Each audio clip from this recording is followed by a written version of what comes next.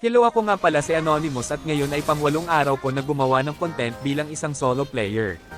At ang content ko pala ay kung paano ko ipapa-top Philippines ang isang hero ngayong season 35. Oo, tama ang narinig nyo, top Philippines lang muna ang goal ko this season dahil nga hindi naman ako malakas maglaro at isa pa solo player lang ako. At ang hero pala na gagamitin ko ay si Popol at Koopa dahil malakas siya sa jungle at pagpupush ng tore. Pero at samahan nyo ako sa journey ko at malaman kung kakayanin ko ba na-achieve yung goal ko this season. At dito nga ako ang unang namatay at yung core pa ng kalaban yung nakadali sa akin. Pero okay lang dahil malakas naman tayo sa objectives at napatay ko pa yung aurora nila kaya all goods lang. At kapag nagpo-pull kayo ay huwag kayo matakot harasin ang kalaban sa dadalawan nyo na lane kasi nga masakit talaga si Popol early to late game kaya pag may pagkakataon na may malambot na kalaban ay e-burst mo na agad at kung hindi pa kaya ma-burst ay huwag mo nalang pilitin patayin dahil baka mapitas ka pa. At isa sa mga counter ni Popol ay mga hero na may mataas na crowd control dahil nga walang dash na pantaka si Popol at Koopa pag ginamit mo siya bilang core. Magandang meron kang kakampi na tank na pwede mag-front sa'yo para hindi ka maabot agad ng kalaban at makakapag-free hit lang sa malayo.